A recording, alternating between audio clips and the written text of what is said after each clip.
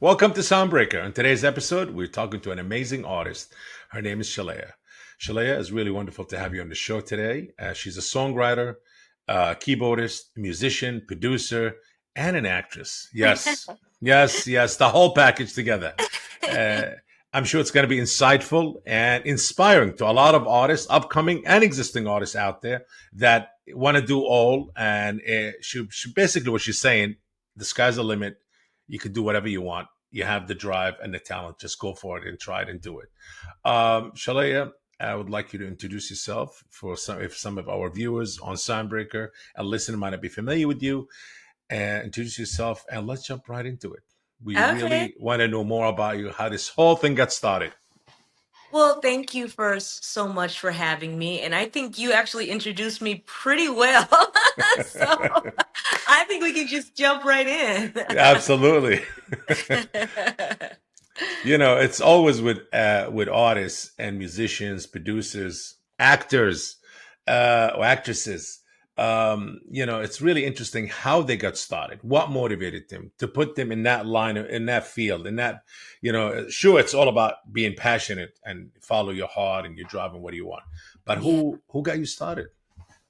Wow. I would have to say my early beginnings in music were very much like Aretha and Whitney, where it was just in the church. My earliest memories are, of course, singing with my mom, who's also a wonderful singer, but my training ground was the church. I was the church musician when I was 12.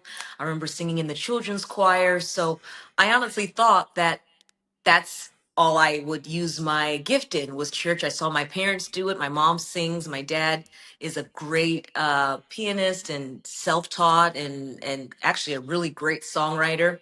But they were in education. She's a teacher. He was a principal, and so the focus was more education and serving God through your talent. And so that's what mostly is what my early beginnings was in the church. That's a pretty inspiring and an interesting and amazing story. But again, I would say your family, your mom and dad were also into music. Yes. They have that talent. They had that Yes. music passion. So Mm-hmm. you were surrounded by it. You grew up around it. I was. And I love that you kind of, from what I said, you focused on my parents. And I think sometimes when I'm doing these interviews, I always give them that credit, but I really truly cherish that, because they gave me this very childlike love for music. And even though, I would always kind of, in fact, before now it's more, it was teasing, but I was serious, some years back. I said, you never put me in any pageants or talent shows or performing arts, schools or, anything like that. But yet I was able to really hone my craft in safety. And I do believe that that is why, even so many years later, being in this industry, which can kind of chew you up and spit you out, I still have such a deep love for it. And I do think it was because of what was established in those early years. And I guess serving the Lord, being in the church always and working in a choir, that Yes, really yes, seasoned you and prepared you, I would say, musically yes. Because it, and it kind of vocally. anchors you because it's Yes. something outside of yourself, Yes. and so yeah, I realized that yes, all of this is fleeting, but to be able to touch another human's heart through my music, that's what's important. Amazing. Amazing. Let's talk about some of your releases and some of your viral Yeah. moments, which is really interesting. I read about it before, and I'm very eager to share that with our audience here in Soundbreaker, our viewers Yeah. and listeners. Yes. Please. Well, first off, my newest release, which I'm so excited about, is a song called "Never Give Up on Love." I had, we may talk about this a little bit earlier, but I had debuted an Aretha tribute show at the Royal Albert Hall in London back in 2022. And I just was so immersed with her catalog, Chain of Fools, Dr. Feelgood, just all of those amazing, soulful, Love this. unapologetically Love soulful this. Love songs. this. Love this. You And did all. You did all of that. I did all of those songs. Oh my Oh my goodness. God. And just to go back to that really quickly, what I love about that show is that I think, unlike other ones, it really shows the totality of who Aretha was. She was Aretha, the jazz singer. So we do her version of Skylark with the full orchestra. She, as I said, she grew up in the church. And so her Amazing Grace album, we opened the show with Precious Memories, because that was really the core of who she was. That gospel soulfulness she would bring to any song that she was singing, whether it was talking about love, romantic love, or talking about God. She brought that soulfulness. That's, I always say, she would Arethify anything, whether it be Nessun Dorma when she had to fill in for Pavarotti at the Grammys.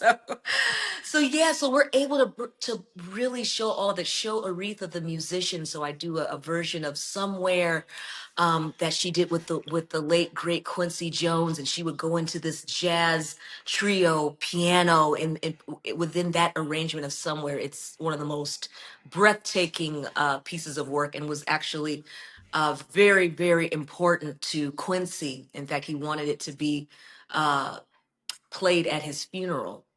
Hmm. And so we include all of that in there. And so just imagine, I'm just listening to all these things, preparing for the show.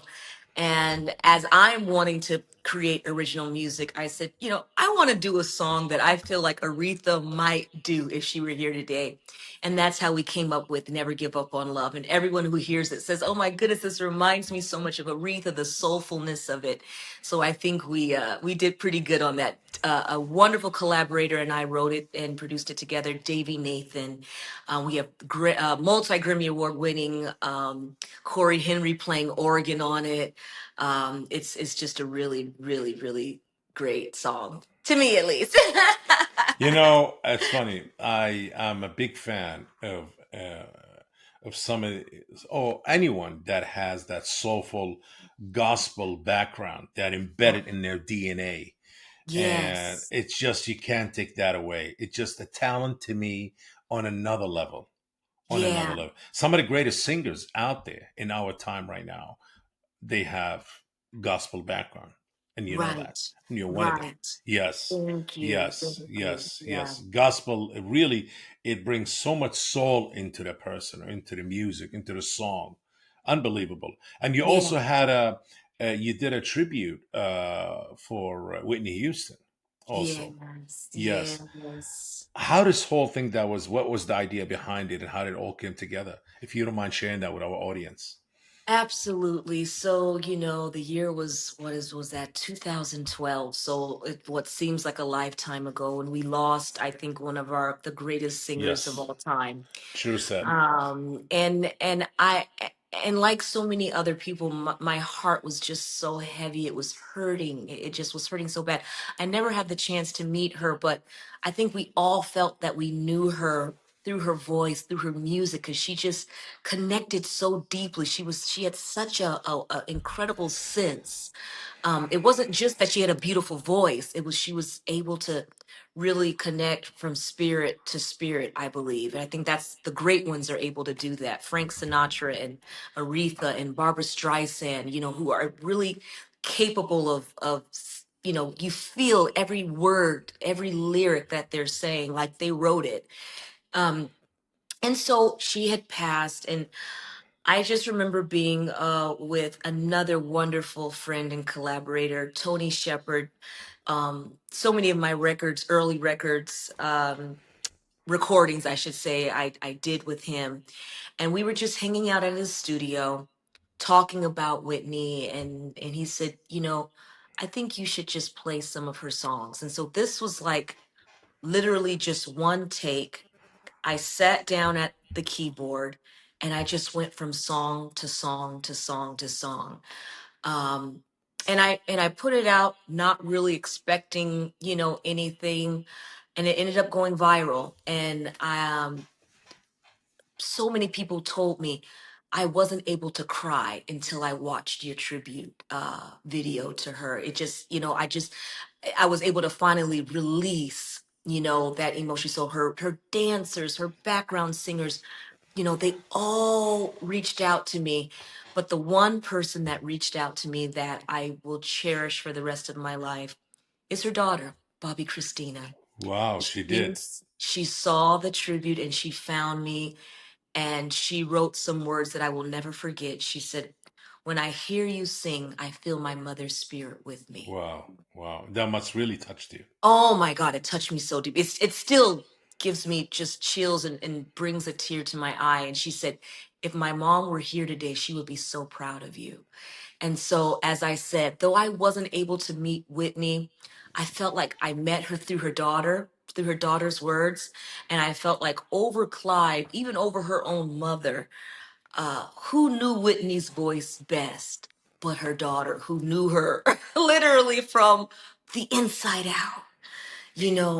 For her to feel that way about my humble offering to honor her mother, that meant the world to me. And so it's just interesting how things work. I have a belief system where, I believe God is guiding my path. And so I just have been guided through to so many people that were in her life. So the first time I started really touring regularly was with Kirk Whalum, who famously played in her band and played sax in "I Will Always Love You." The most famous sax solo, I would say, one of them of all time. I toured with him. I ended up meeting Ricky Minor, who was her MD for so many years. Of course, he produced the best version of the Star Spangled Banner that we'll ever see. With that, and just so many people, engineers that she had worked with, and I even used her makeup artist. Had no idea, and he was the last one to do her makeup before she passed, and so there's just been so many people that aligned in my path. Narda Michael Walden, who wrote so many of her uh, Hits. hits. Oh my goodness! I mean, just hit after hit. I remember it was like 7 in a row or something, and he was probably responsible for either all 7 or at least 6 of 7 of those. "How Will I Unbelievable. Know?" Yes, And yes. all of those amazing early hits. "Where Do Broken Hearts Go?" So I did dates with Narda. So I just, it seems to be this beautiful cosmic connection that we have, and it's truly an honor. And then of course, who I'm so sad I almost left out, but I didn't. David Foster, who produced. I don't know if it was her highest selling album of all time. I know it's definitely the highest selling soundtrack of all time, with, of course, the Bodyguard Hmm. Yeah. soundtrack of "I Have Nothing." Her version of "I Will Always Love You," and "Run to You." So it's been great. I toured with David for about 5 years as well. In fact, I just saw him a couple of days ago for Really? and we actually impromptu. I was performing for it. He was performing for it. They saw that we were both on the same on this, performing the same night. They said, "Could you guys should do something together?" So we ended up doing the Bodyguard medley. That I He's an did with amazing him. writer. Amazing writer. Yes, he is an Yes. amazing producer for sure. Yes. Yeah. Yeah. Composer So and writer. Absolutely. yes, yeah. So Um, so yeah. So that's the whole. That's the Whitney thing. And sometimes I don't want to only be known for that, but it's truly an honor to be able to capture, the magic that she still has in all of us. Every singer, she's a singer, who we all wanted and still want to be. yes. You also were mentored by Quincy Jones, and Quincy Yeah. is an icon in the music business, and he Yes. worked with everybody, from A to Z. Yes. What impression did he, after he passed away, obviously, what impression he left on you that you still to this day you use and you remember? Mm. One of my favorite things that he has said to me, and he said publicly, and he said so many times, is the moment you lead. I don't know if I'm saying it verbatim, but the message is the moment you create or try to lead your creative process with ego, God has left the room. You know, and you're really not able to have this beautiful experience and expression of music that is divine. And I think that's what connects us all. There's nothing on this earth that connects human beings more than music. And every time I Correct. have gone to the greats, you know, when I go to their show, when I've been at Stevie's show or Sade or anybody, you see every single race, you see every single age, you see every single orientation, because music for at least two and a half to, if in Stevie's case, 3.5 hours. You don't think about any differences. You're Yes. all there together. Correct. And I think when you're able to make music from that divine place, that's what allows you to have that effect on people. Hmm. And so that's, to me, his legacy. You know, when you think about Q, it's not just one race. I mean, he belonged to us all. We all feel this connection to him and the music that, you know, he was able to give us. But he always led with love. I miss him so much. I was actually I sang for him on his very last birthday, his 91st birthday. It was at his home, and they asked him, "Who do you want to sing for your party?" And he said Sheléa. And that is something that I just cherish so deeply. And when I heard the news that he had passed, it was that reality that I was the last to sing for him on his birthday that just I could not stop crying, you know, because it just felt like it was this weird thing of like, oh my God, I miss him so much. I can't believe he's gone. I can't believe I'm not going to be able to just embrace him anymore. But it was also, wow, someone that great loved me, you know, that iconic saw my greatness, and that's who he wanted for his what ended up being his last birthday. So he just, what I love most about him is that I don't care who's in the room, if he's talking to you, he makes you feel like you are the only person in the room.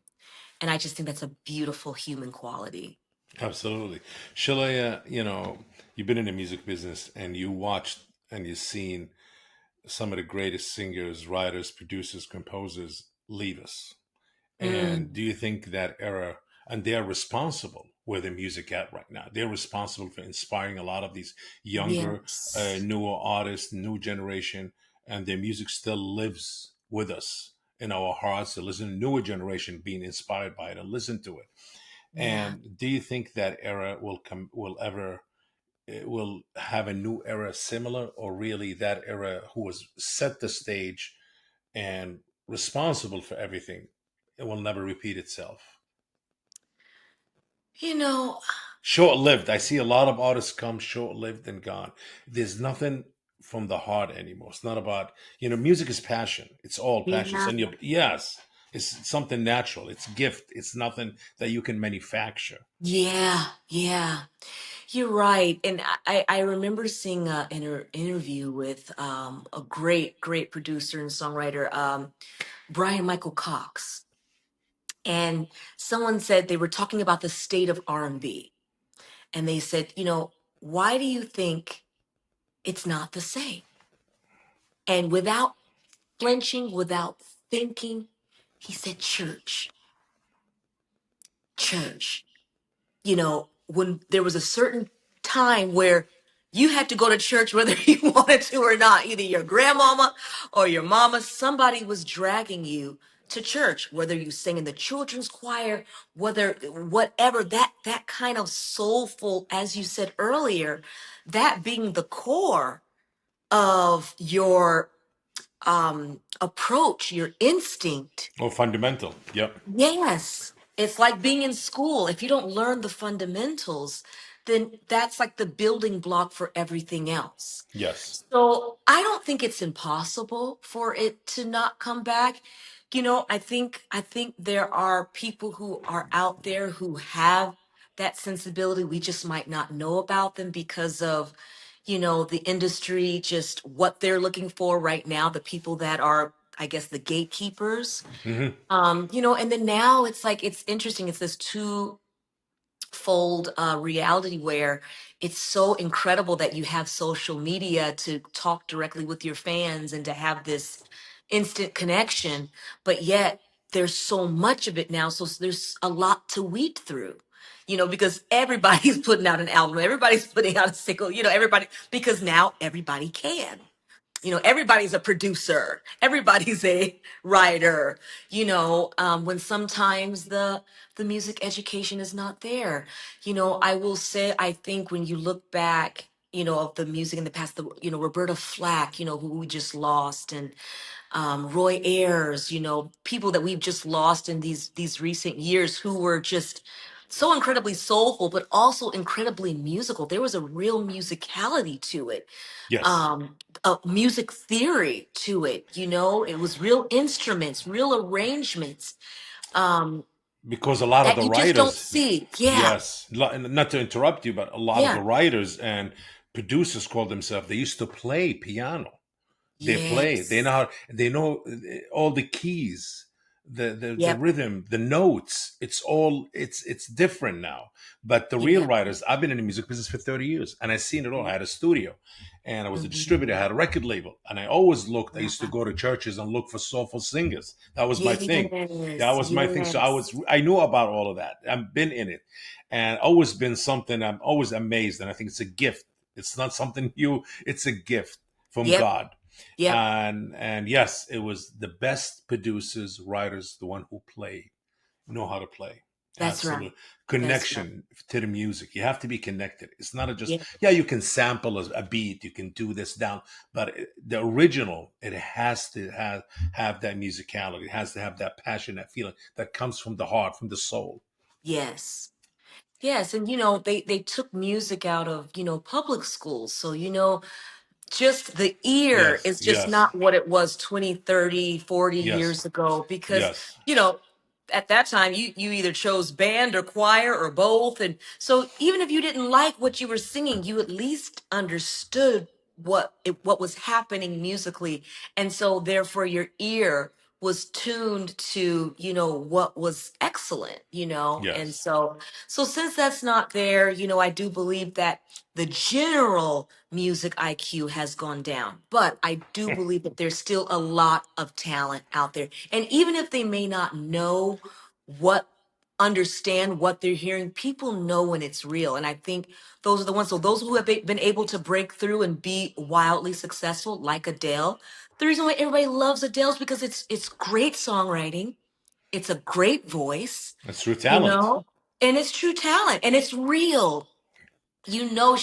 She's not just phoning it in. This is Yeah. real pain she's singing from. This is, and that is relatable. And so yeah, they may not be able to differentiate between this and that, but people do know when they are encountered with it. i So i as you think so. said, the IQ of musicality or music or the music talent went down, and you could see it in the short-lived right now. What's next? Yeah, Next, yeah, short-lived.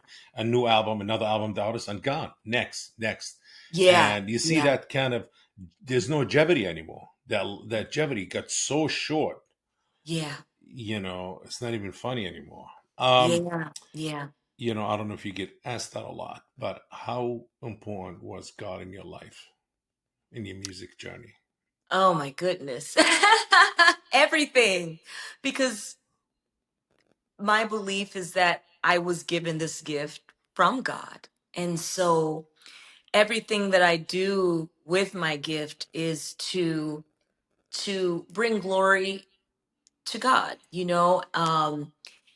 and I think because of that, that has kind of grounded me in a way, because you can get really caught up with your own self-importance, or just people telling you that you're the greatest thing, and and yeah, I think it's great to be rewarded for your talent. I think it's great to be celebrated, um but even without all of that, I already feel special in who I am because I was chosen for this gift. And I think that has given me just the tenacity, just to keep chucking. No matter how many times the music industry changes, it's like I still know who I am. I still know what I bring, and I still know that there's an audience out there that is touched by what I do. I'm here to find my people, and I know that those who I touch, and I'll get DMs from people. This is back in 2020. I had written this song called "You Are Enough." Just a very simple affirmation that I kind of coined the term song formations, which are affirmations set to music.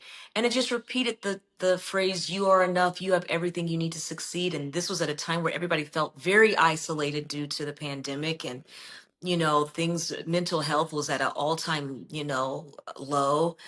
And I have literally had people DM me and tell me that you saved my life. I listened to You Are Enough every day during the pandemic, and that's what got me through. I wanted to commit suicide, but I listened to that song and it changed my course. So honestly, over any Grammy, over any MTV Music Award, over any NAACP Image Award, that is my reward. Do I want all those things as well? Yes, I do. But that's not my why. That's not the core of my why. My why is being able to touch people. Amazing, inspire and help. Yeah, yeah. Let's talk about your latest album, your latest single, hmm and what's in the what's in being worked on, what's out there already. Yeah. So as I said, I Never Give Up on Love. I released April 25th.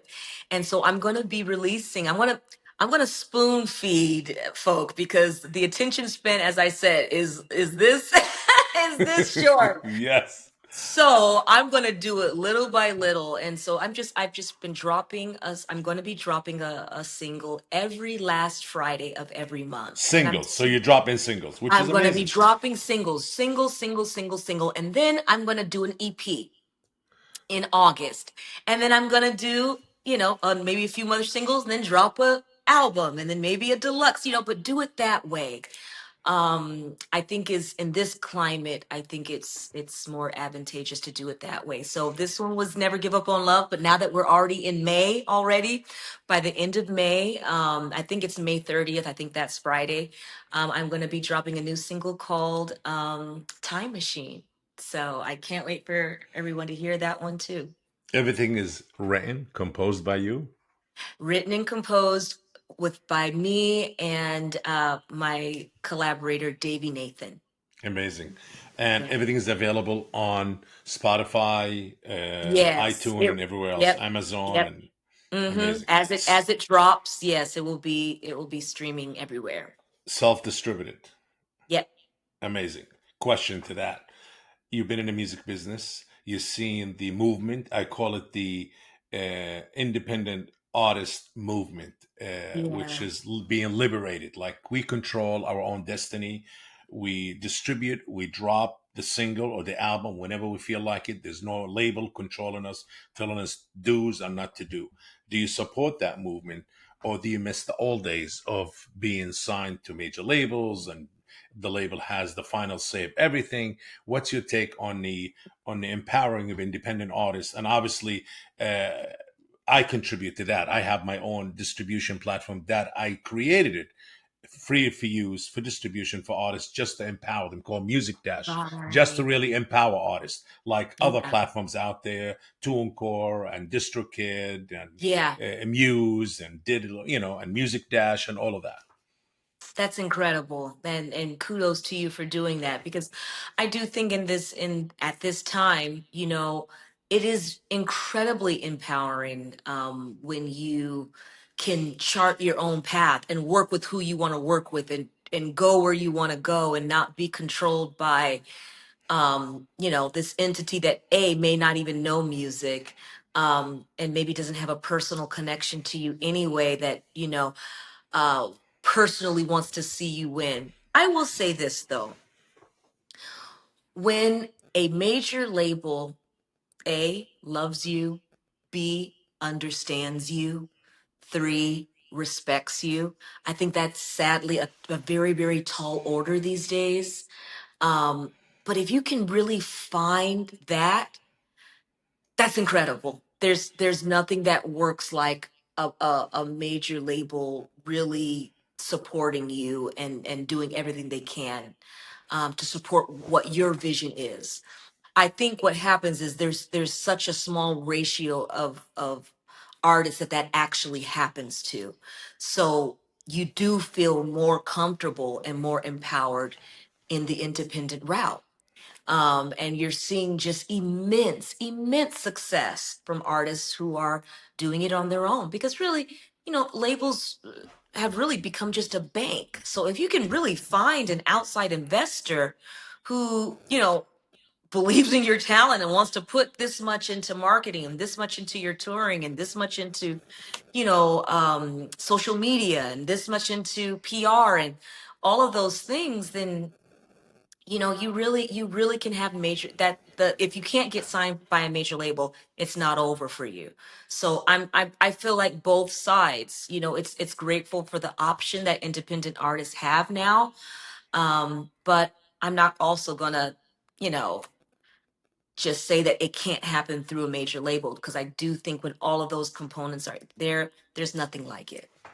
I mean, there is companies out there. I had them on the show, matter of fact, called Beat Bread, and pretty much what they do, they advance artist money based on their previous streams, and touring and their revenue stream, what they generated from touring, and they do give them advances. And the guy who Yeah, started it used to work for major labels, and he's seen the flux of artists being independent. Say, hey, we want to do our own distribution, we want to control yeah, our own marketing, we want to control our own everything, yeah. whether it's merchandising, image, how we want to portray ourselves out there. And yes, absolutely. Um, as a strong woman, an Mm-hmm. independent artist who writes, produce, and an actress. Mm-hmm. Um, Obviously, I see you're not even phased or about AI. There's so much talk last year, negative talk about Mm-hmm. AI. It's gonna take over and this and that, and I say no, it will never take over. Been in the business for a long time. I've seen it. We could use it as a tool to enhance certain things, to Right. add, to help artists, independent artists, especially like yourself, who likes to write and produce and do everything. Your take on it? I've had these same conversations. I remember when the pandemic happened, and you start to realize the people who were still working, who were still able to find creative ways to connect with audiences. You had to adapt.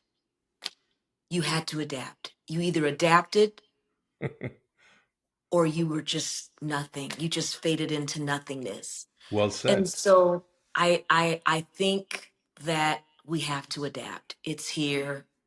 Um, in my heart, I actually went to Vegas not too long ago and I saw the Michael Jackson show one. Hmm. And there's a little moment where there's a hologram and it's so cool. I mean, it's far away and you feel like, oh my God, that really is Michael, but you still know it's not Michael. Like, was it entertaining to see? Yes, but why was it entertaining? Because we miss the real human. We miss him so much that we will settle for a hologram that shows his dance moves and feels like he's in the room with us, even for a moment. But it's based on a human, something that was real for many years. So I think that humanity is going to win out. Maybe famous last words, I don't know. But I think that yes, we will be entertained by things. I think it will be cool to go to a show. I think people will go to shows and it be all of a hologram or something. But there's still going to be a market for people who want real singers living and breathing. Um, and a good friend of mine who was using kind of the AI for, you could basically put it in a little thing. Okay, I want a reggae song with German lyrics. um um and something and that and, and a NSYNC would do reggaeton feel to it. with a reggaeton feel.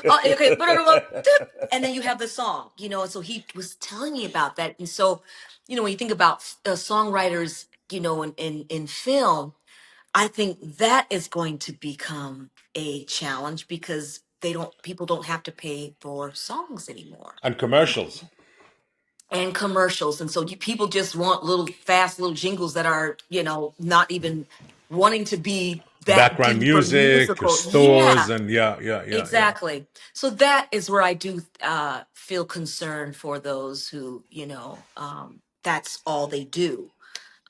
That can definitely impact them for sure. I want to see Sheléa. When can we see you perform? Anything on the agenda? Any tour coming up? Where can we buy the Yes. tickets? Yes, yes, yes. Well, I'm actually going to be making my Disney concert hall debut in Los Angeles, When is which that? I'm.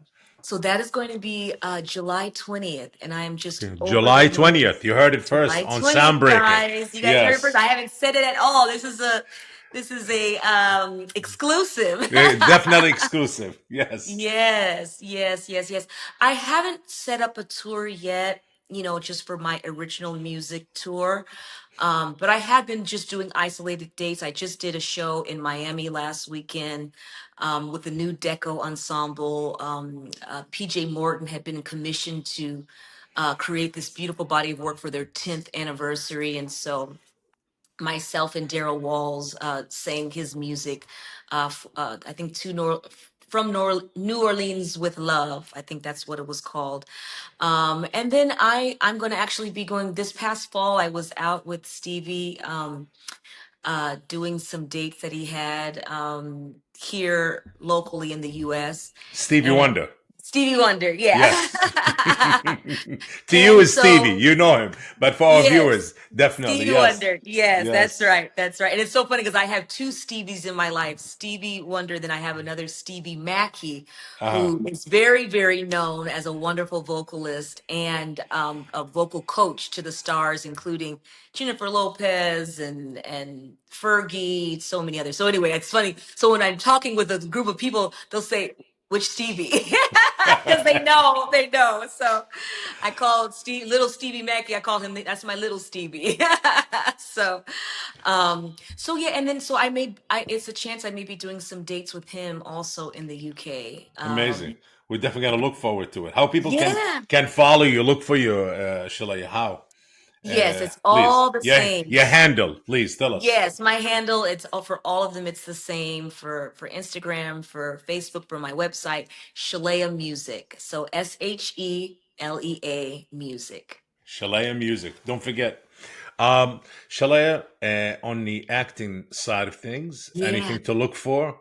Shows, movies that you involve in? Well, I may be doing some things on an off-Broadway show. Um, Pardon me. Sorry, I had to sneeze. Bless you. I It's had to okay. sneeze. I thought I did. Well, they say sneeze on Um, the truth, so it is yeah. true. There you go. So yeah, that might be later. I can't really talk too much about it, but it will be later this fall. Amazing. We'll look for it for sure. Shalaya, Yes. before we say goodbye to you, it's amazing, inspiring, and insightful interview. I have to say, really amazing discussion. I enjoyed it a Oh, lot. Any advice for some of the upcoming new artists that who really gonna follow in the same path you did, or gonna follow? What to look for, do's and don't, please. wow. Um,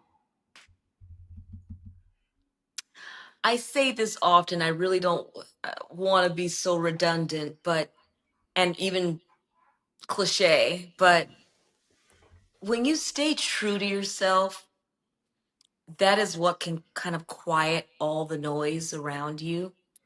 Um, and and I think for me, with my upbringing, I've really been able to really be able to pinpoint really who I am, what I actually need to wake up every morning and to do what I do and to still have that passion and still have that love. And I can really be honest with myself and say, okay, this makes me happy. This doesn't feel so good, and I want to focus on what is going to allow me to thrive. And you can't do that without having an awareness of who you are, an intimacy with your heart, your mind, your thoughts, being able to be alone with yourself. There's nothing wrong with having community of people who you can trust and have your best interests at heart. But really, at the end of the day, it's up to you. It really is up to you, and you have to be the one to make those really defining calls in your life. And you can only do that effectively, I believe, unless you're true to yourself. You know, we Great live in a advice. world now where we're so Yeah, compared to others, and you feel like you're not enough, and you're always left wanting. But when you know who you are, you can really have that inner knowing that you are enough, truly. amazing. Well said. And Thank you. advice hopefully well taken by our viewers on SoundBreaker. Well, Sheléa, I want to say it was definitely a pleasure having you today. I want to thank you for joining us. And this concludes today's episode of SoundBreaker. Please make sure to follow us on social and stay tuned to our next episode. Sheléa, thank you. Thank you You- so much. I My really pleasure. enjoyed it. Pleasure was mine. Yes.